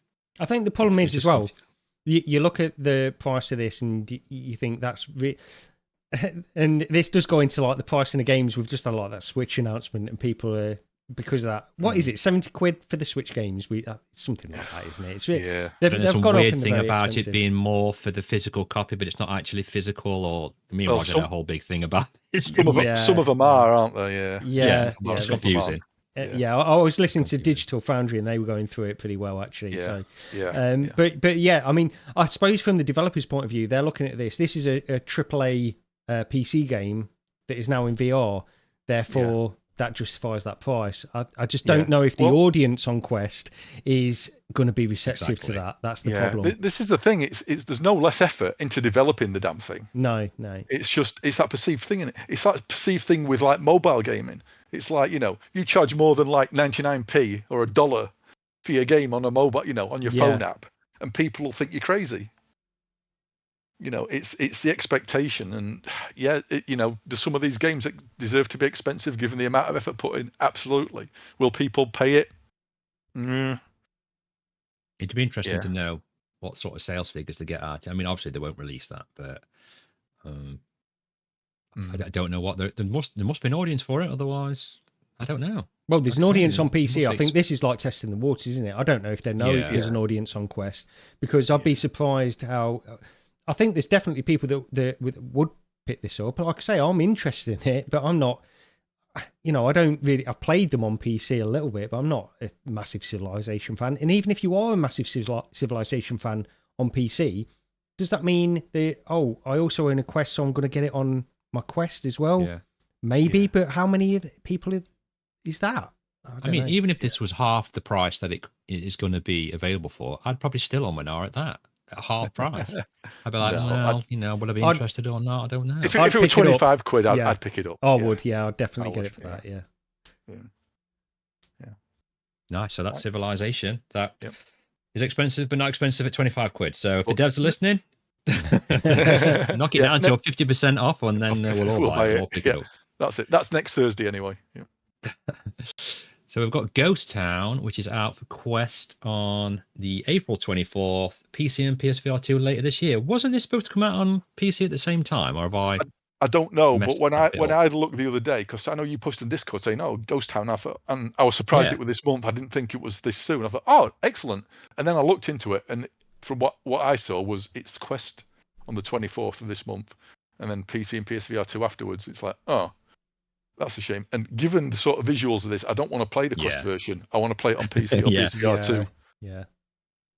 It does look really good from the environments and things like that, doesn't it? From like looking out the windows when you see the trailer, you could imagine what that's going to look like in VR. And I presume all this footage is from, I always bang on about this, the PC version, right? It's probably on the trailer somewhere where it says all footage from PC VR.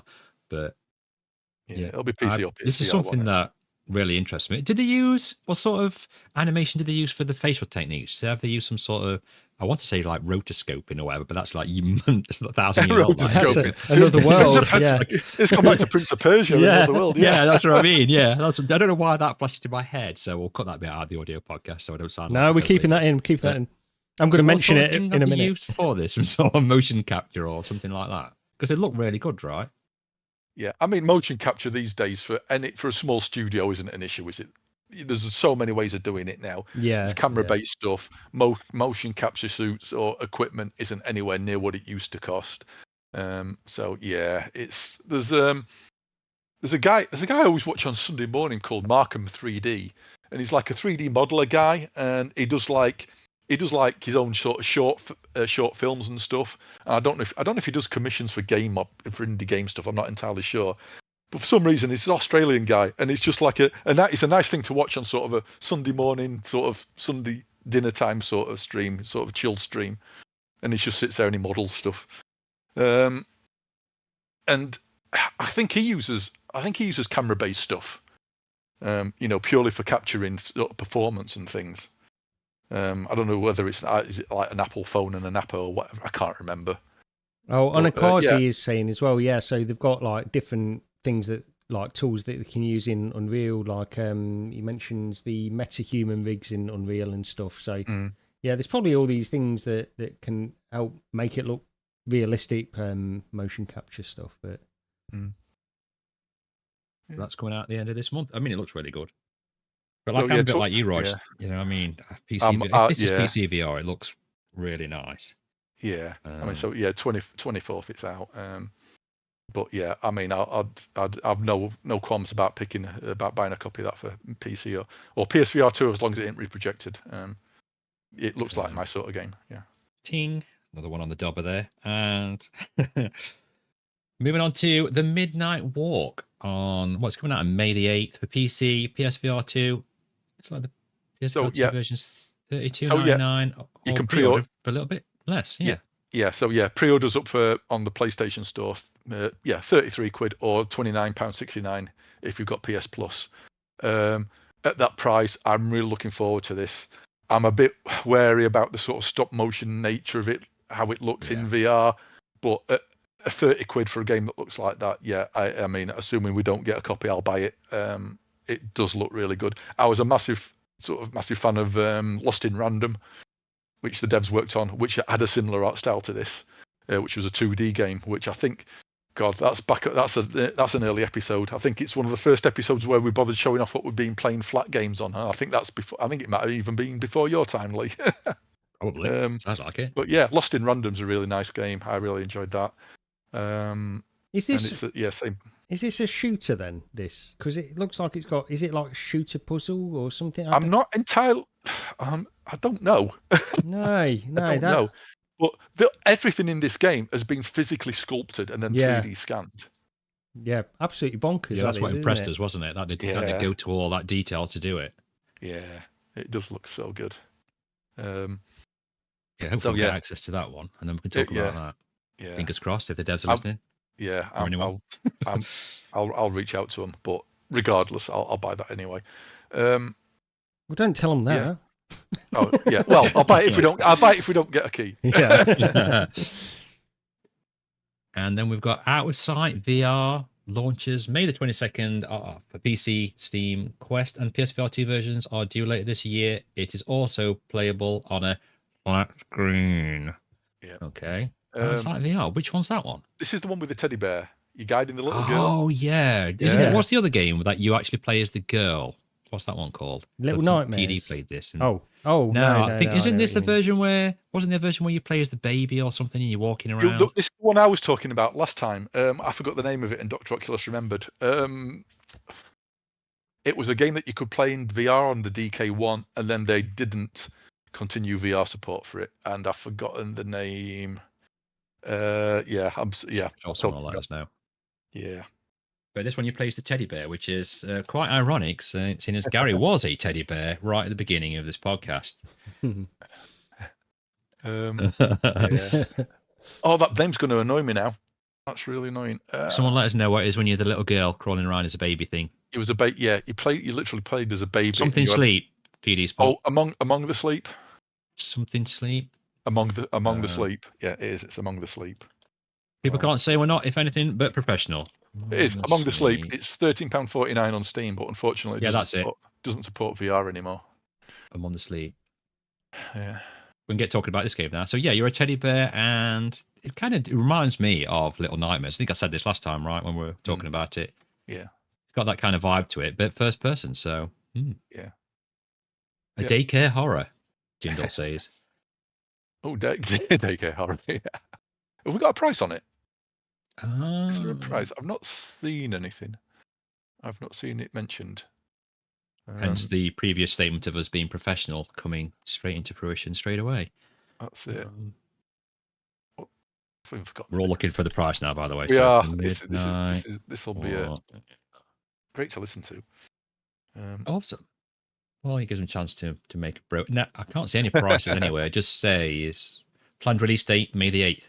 Yeah, it's just coming soon. No price. That's what it says. Just say the game runs both standard and VR modes. See system requirements for optional VR headset details. I reckon 20 quid. That's my guess. Yeah. So developer, there's two on each. We've got The Gang and Starbreeze, but there's also developer and publisher is Selector VR Studios as well. So this is Fast Travel Games on here. So yeah, it's weird. I'm just looking on Steam. What it says on Steam. Yeah, I am too. Developer Moonhood, publisher Fast Travel Games. No, you're looking at the. I'm looking at.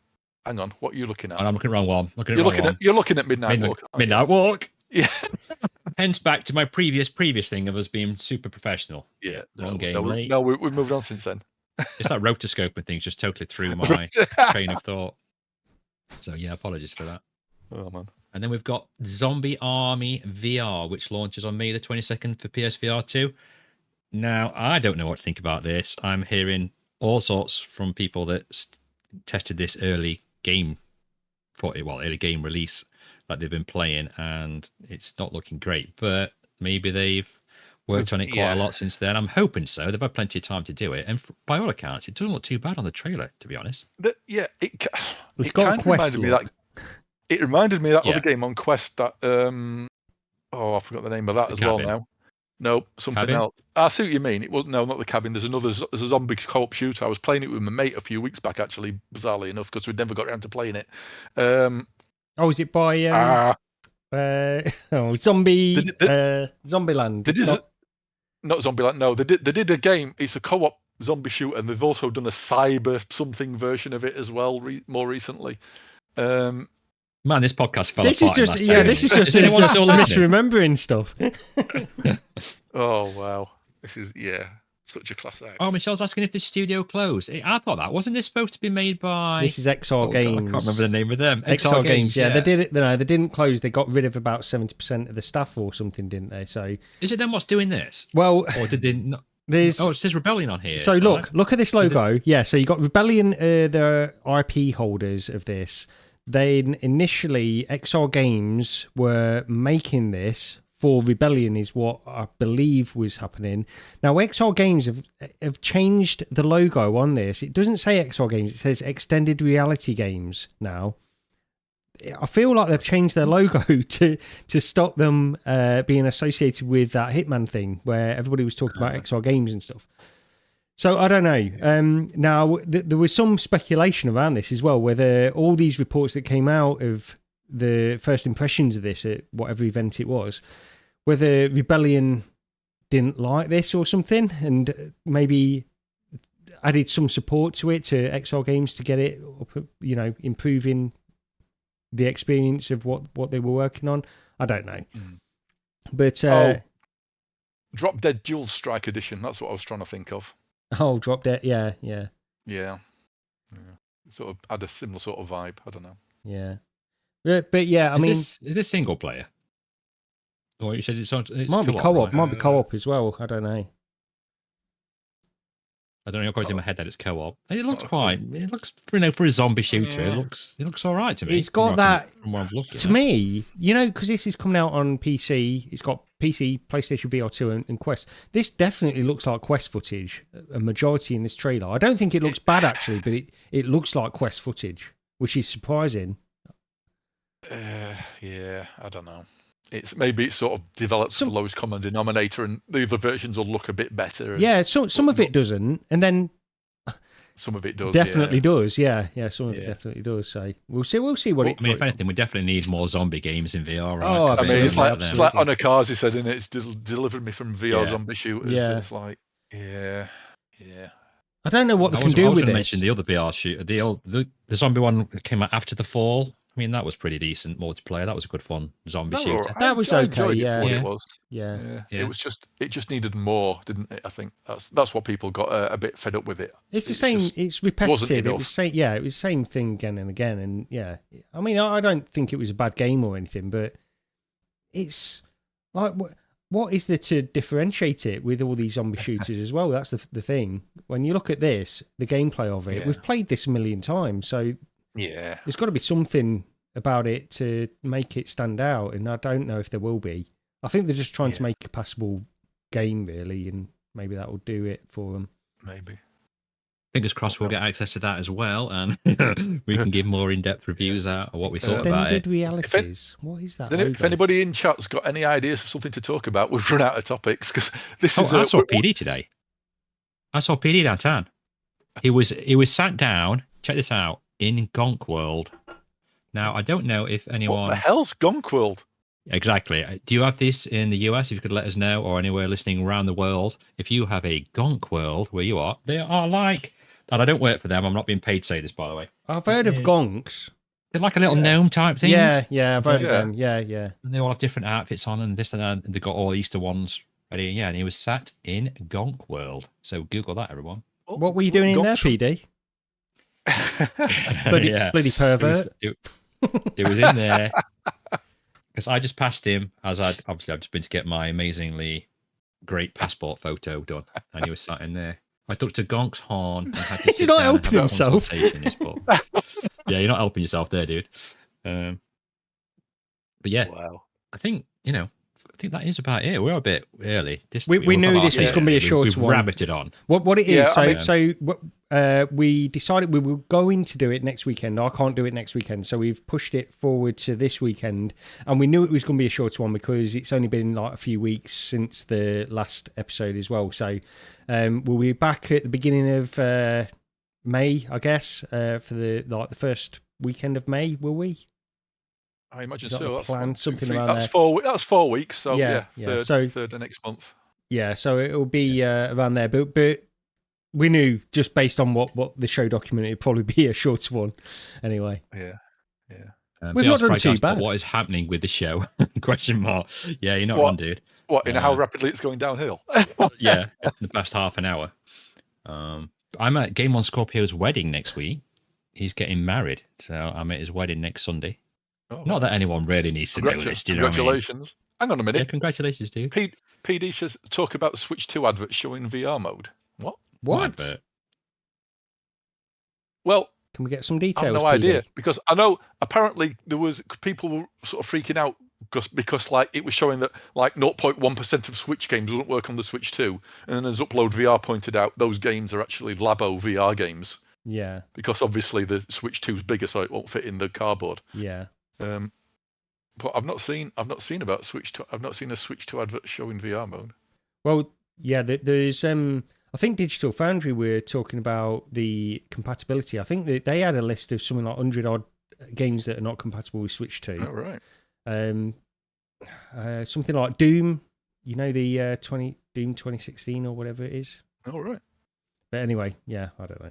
I mean, 100's not bad considering apparently there's 15,000 titles on the Switch store. Yeah. Who would have believed it? 15, according to Digital Foundry, there's 15,000 titles on the Switch store. So you just imagine how much crap there is on there. You sort of think Steam's overrun and the Quest store's overrun. I suppose if you go looking, so's the Switch store.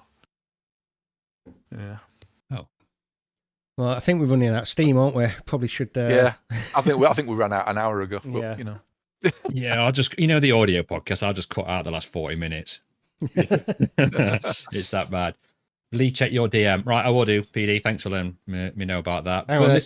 As always, I want to thank everybody that's been in the chat. I won't reel loads and loads of names off because, the audio podcast and stuff like that. But, PD, VR Spy Guy, Onikazi, Michelle, everyone that's joined in, thank you very much for taking the time out on your Saturday and this glorious day to come listen to us waffle on for 1 hour, 45 minutes. Well, I guess we were pretty good for about 1 hour. Yeah. 10 minutes, just the rest wasn't so great. So, yeah, we'll be back on, like Gary says, sometime in May. And, right, I've got to get this right. And here we go. All right, here we go. Let me work up to it. Yes, thank you, everybody. Take care. Cheers, everyone. See you next time. This is the problem. When somebody else hosts, I don't know which one to go next. Right? Yeah. Yeah, because it's usually like Rog, and then it's Gary, and then it all this ends on me. But when I go first, it's like I knew there'd be a pause of you two like, right, do I go now or is it Rog? And you both did it at the same time. We need a spreadsheet. Fantastic. We need a spreadsheet to sort this all out. We'll finish on that. All right. And that's it. So, yeah. Goodbye. Take care, everyone. Again. See ya. Bye.